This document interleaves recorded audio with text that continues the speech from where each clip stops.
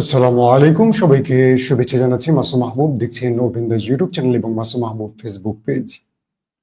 গত রাতে লাস্ট লাইভে আমি আপনাদের বলেছিলাম যে কোনো সময় ইরানে আক্রমণ করতে যাচ্ছে ইসরায়েল, এবং ঘুম থেকে উঠে সেই খবরটি আপনারা পেলেন। অবশেষে ইরানে ভয়াবহ আক্রমণ চালিয়েছে দখলদার ইসরায়েল, এবং এই আক্রমণে ইরানকে লণ্ডভণ্ড করে ফেলেছে। ইরানের দীর্ঘদিনের স্বপ্নকে ধূলিসাৎ করে দিয়েছে। কেবল স্বপ্ন নয়, যারা স্বপ্ন দেখেছেন এবং যারা স্বপ্নের কারিগর, যারা স্বপ্নকে তৈরি করছিলেন, তাদেরকেও শেষ করে দিয়েছে দখলদার দেশটি।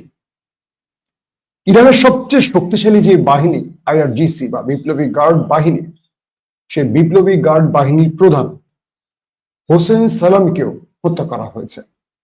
শুধু সেখানেই থেমে নেই, মোসাদ দেশটির ভেতরে গুপ্ত হত্যা চালিয়েছে, এবং ইরানের পারমাণবিক প্রকল্পের যারা প্রধান শীর্ষ বিজ্ঞানী খুঁজে খুঁজে তাদেরকেও শেষ করে দিয়েছে দখলদার দেশটি।